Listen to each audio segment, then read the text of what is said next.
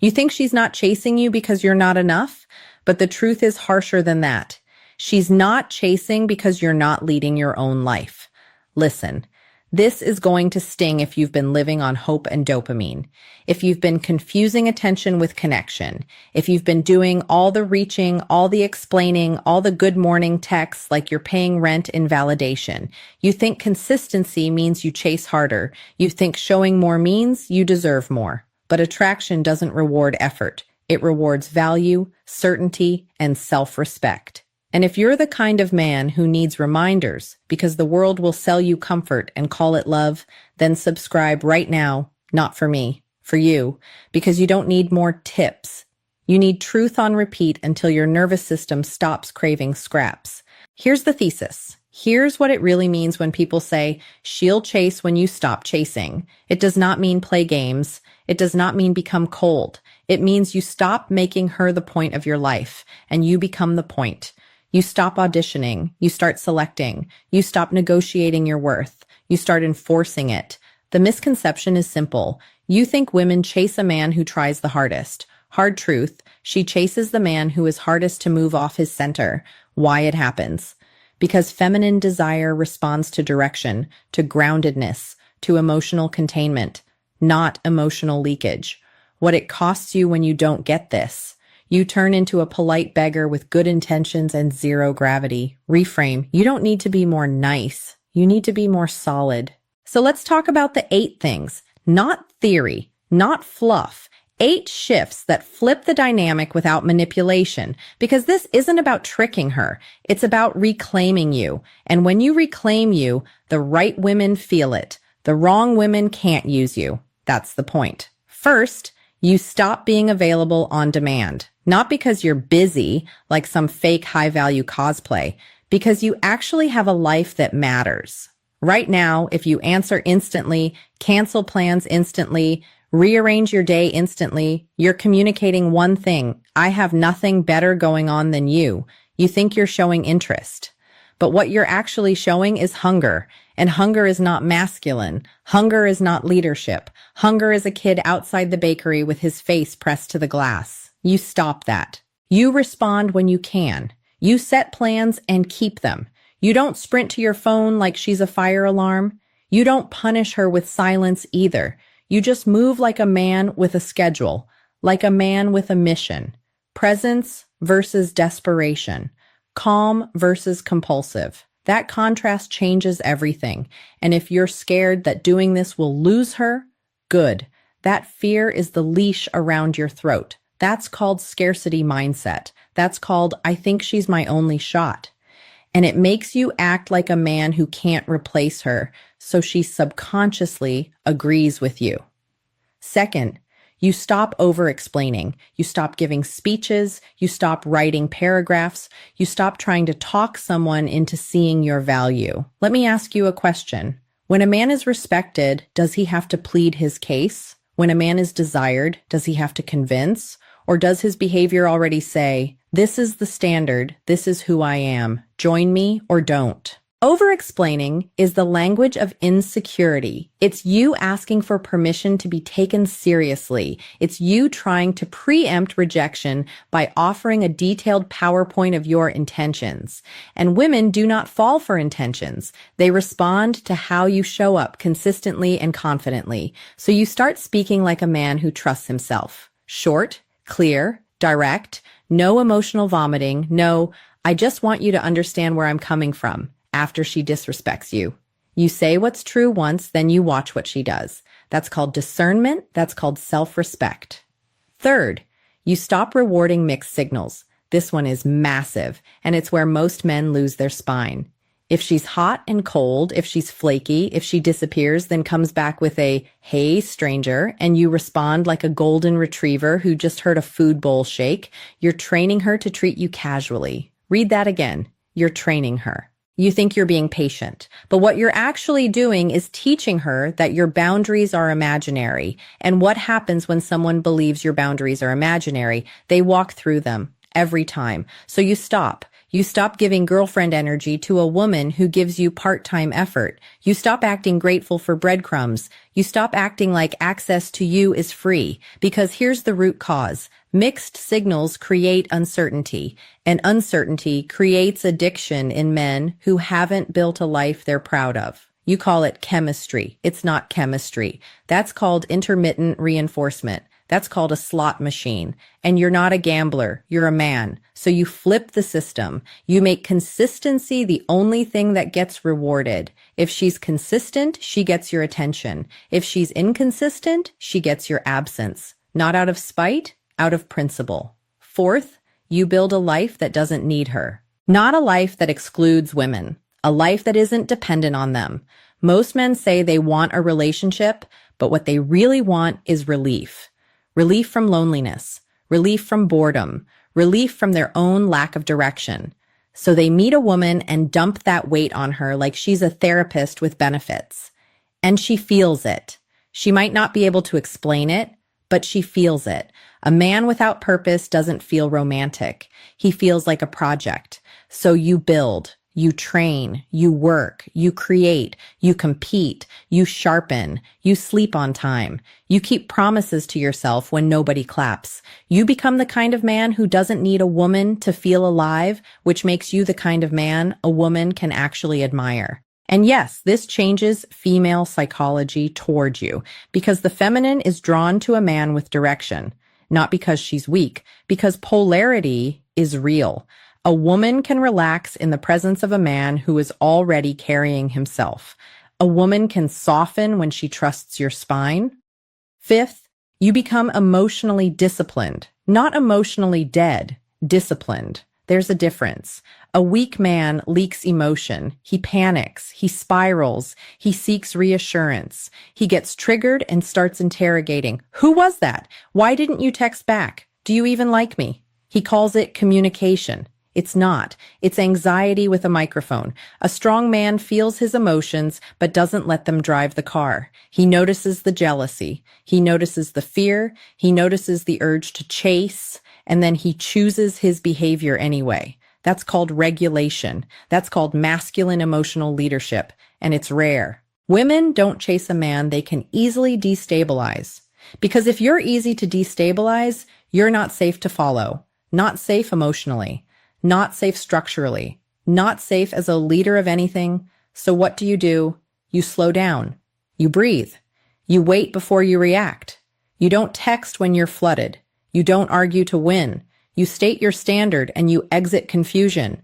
You stop chasing clarity from someone who's benefiting from your confusion. You stop trying to be chosen by someone who hasn't earned you. You stop turning your nervous system into her schedule. Sixth, you set boundaries and you enforce them. No anger, no yelling, no theatrics, just consequence. Let's define something. A boundary isn't a preference. A boundary is a line with a cost. If you say, I don't like when you disrespect me, but you still take her out Friday night after she disrespected you Thursday night, that's not a boundary. That's a suggestion. That's called self-betrayal. And self-betrayal is the fastest way to make yourself unattractive to your own soul, never mind to her, so you become clean with your standards. If she cancels last minute repeatedly, you stop rebooking. If she talks to you crazy, you end the conversation. If she keeps you hidden, you stop offering boyfriend-level access. You don't threaten, you don't lecture, you don't negotiate, you just act. Because here's the hard truth. The only people who get angry at your boundaries are the people who benefited from you not having any. Think about that. Who loses when you respect yourself? Users, time wasters, attention addicts. So when you enforce boundaries, yes, some women will pull away. Let them. You didn't lose a soulmate, you lost a liability. Seventh, you stop trying to be liked and start being respected. This one is where your identity has to shift. A lot of men are addicted to being the good guy. You want to be seen as kind, understanding, patient, low maintenance, but the hidden motive underneath is fear. Fear that if you make a demand, you'll be abandoned. Fear that if you say no, you'll be alone. Fear that if you lead, you'll be judged. So you shapeshift, you become agreeable, you become convenient, you become whatever you want, babe. And then you wonder why she doesn't value you, because value requires friction, not drama. Friction, a spine, a man with a point of view, a man who will disappoint her to stay aligned with himself. Let's talk female psychology truth without the corny internet nonsense. Many women don't chase a man because he's perfect. They chase because he makes them feel something rare, the feeling of being met by someone who cannot be bent by moods, guilt, or seduction. That's the man. He's not rude, he's not cold, he's not manipulative, he's simply unavailable for disrespect. He's unavailable for confusion, he's unavailable for half love, and that unavailability isn't a tactic, it's identity. Eighth, you choose her last. And I don't mean last like you devalue her, I mean last like you stop crowning her before she's proven anything. Most men give away the prize in the first week. You give attention, time, compliments, exclusivity energy, emotional availability, future talk, all up front. Why? Because you want her to lock in, because you're trying to secure her before someone else does, because you're negotiating with fear. But a man with self-respect doesn't rush to hand over his throne. He observes. He tests consistency over time. He watches character under pressure. He looks at how she treats waiters, how she handles conflict, whether she's accountable, whether she brings peace or chaos. You don't just ask, do I like her? You ask, does she deserve me? That's called standards. That's called masculine selection.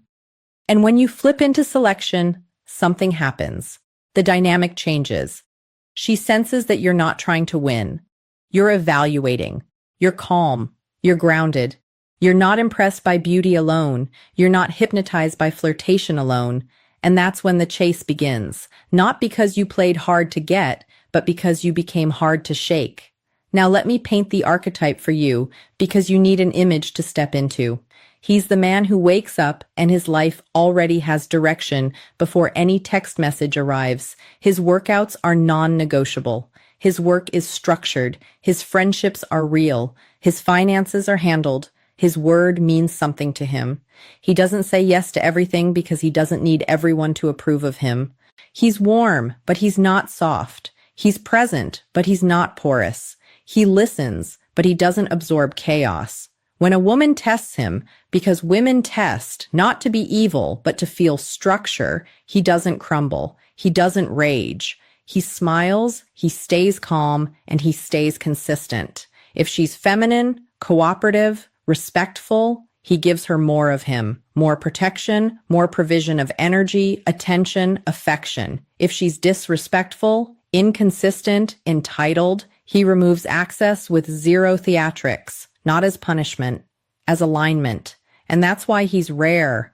Most men are either doormats or dictators. He's neither. He's a man with boundaries and heart, a man with standards and calm, a man who doesn't need to dominate because he already governs himself. Now let's make this actionable. Tight sequence. No fluff. Do this. Stop this. Redirect. Do this. Schedule your week before you schedule her. If she wants time, she fits into a life that's already built. Stop this. Texting all day to keep her interested. That's not connection. That's anxiety management. Redirect. Send fewer messages with more intention. Set dates. Get off the phone. Build real memories. Do this. Speak in clean statements. I'm free Tuesday at 7. Let's do it. Stop this. Whenever you want, I'm down. Like you have no life. Redirect, lead, then observe whether she follows with effort. Do this. Reward consistency. If she's on time, appreciative, communicative, you reciprocate. Stop this. Rewarding disrespect because she's pretty. Redirect. Let beauty open the door, but let character keep her in the room. Do this. If something feels off, pause. Don't accuse, don't chase, pause. Stop this. Interrogations and emotional essays. Redirect. Calm inquiry once, then watch behavior. Behavior is the truth. Do this. Enforce one boundary this month that you've been afraid to enforce. Stop this. Empty warnings. Redirect. Consequences without anger. That doesn't work for me. Take care. And mean it. Do this. Build one pillar of your identity that has nothing to do with dating, fitness, skill, business, craft. Stop this. making romance your main hobby. Redirect, become a man who is already proud before anyone claps. And here's the part you need to hear, because this is where your old self will fight you. When you change, some women will call you distant. What they mean is, you're no longer easy to use. Some will call you different. What they mean is, you're no longer predictable in your self-betrayal. Some will test harder, because they're checking if your spine is real. Don't panic. Don't perform. Don't explain. Hold your line calmly, because the real win isn't that she starts chasing you. The real win is that you stop chasing what isn't chasing you. You stop begging for effort. You stop negotiating for respect. You stop calling anxiety love. You stop calling attachment chemistry. You stop trying to be the exception to someone else's patterns. And then, whether she chases or she leaves, you still win, because you kept yourself. That's the identity reset. You are not a man who waits to be chosen. You are a man who chooses. You are not a man who trades dignity for attention. You are a man who protects his peace like it's sacred. You are not a man who needs a woman to feel valuable. You are a man who brings value because you demand it from yourself first. And yes, when you live like that, the right women feel attention, a pull, a curiosity, because you're no longer chasing their validation. You're offering a path, and you're not begging anyone to walk it. So if this hit you in the chest, subscribe. Not because I need numbers, because you need a place that keeps you honest. You need a feed that doesn't numb you, it sharpens you. And you're not doing this alone. You're with men who are done lying to themselves, done accepting scraps, done living like passengers in their own lives. You are the answer. Now act like it.